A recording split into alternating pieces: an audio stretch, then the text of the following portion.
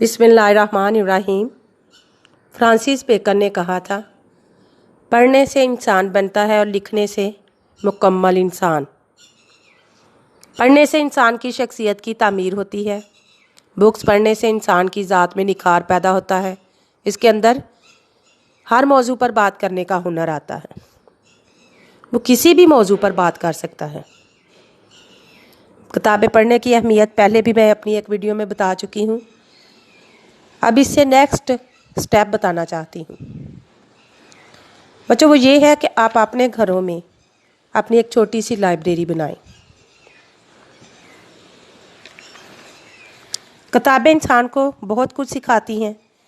अगर आप अभी से किताबें पढ़ने की आदत डालेंगे तो आपके इल्म में बहुत इजाफा होगा।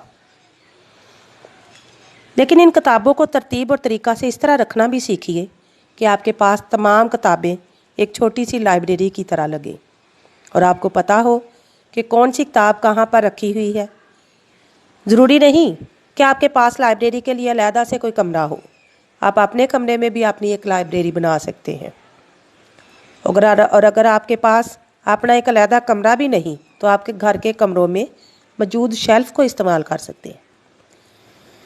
आप अपने कपड़ों की अलमारी में एक खाना किताबों के लिए रख सकते हैं। किताबों के लिए जगह का इंतखाब करने के बाद इन्हें ख़ास तरतीब से रखने का मरहला आता है। इसके दो तरीके हैं। अव्वल ये कि आप इन किताबों को हरूफ़े तहज्जी के एतबार से तरतीब दे लें। दूसरा तरीका ये है कि आप हर नौइयत की किताबों को अलहदा कर लें।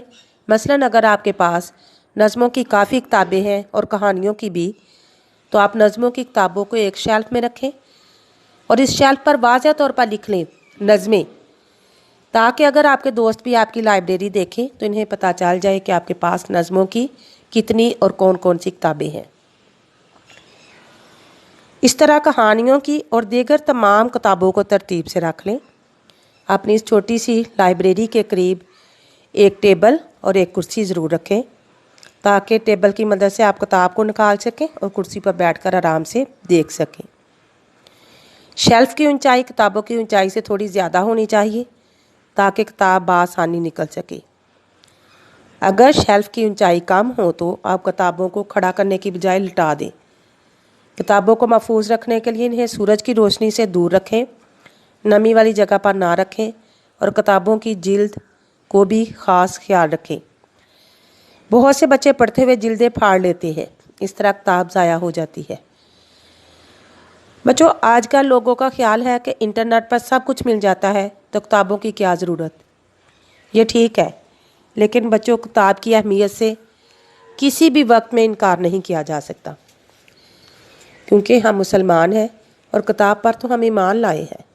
हम कैसे किताब की अहमियत से इनकार कर सकते हैं। इंटरनेट से हर मवाद तो मिल जाता है, लेकिन महदूद पैमाने पर। जब किसी टॉपिक को सर्च करते हैं तो उसके मुतल्लिक़ कई वीडियोज़ हमारे सामने आती हैं, लेकिन ये नहीं पता होता कि इनमें से कौन सी दुरुस्त है और कौन सी नहीं, जबकि किताब मुस्तंद होती है। दूसरा बच्चों, जब हम इंटरनेट से हम देखते हैं, किसी टॉपिक को सर्च करते हैं, तो बिजली की शुआएं हमारी आँखों के लिए नुकसानदेह होती हैं। इसलिए ज़्यादा से ज़्यादा नॉलेज के लिए हम इंटरनेट को इस्तेमाल नहीं कर सकते या ऑल टाइम नहीं कर सकते। तो इसलिए बुक्स की अहमियत को किसी भी तौर पर हम इनसे मुंह नहीं मोड़ सकते। अपने घरों में एक छोटी सी लाइब्रेरी बनाएं। लाइब्रेरी बनाना बहुत आसान है। इसका सारा तरीक़ेकार आपको बता दिया है और आप अपनी पॉकेट मनी को सेव करके हर महीने एक किताब ख़रीदें। इस तरह जल्द ही आपके पास बहुत सारी बुक्स इकट्ठी हो जाएंगी और फिर अपनी सारी किताबों को तरतीब से रख कर उसकी एक प्यारी प्यारी सी तस्वीर बनाकर अपने दोस्तों के साथ और हमारे साथ भी शेयर कीजिए।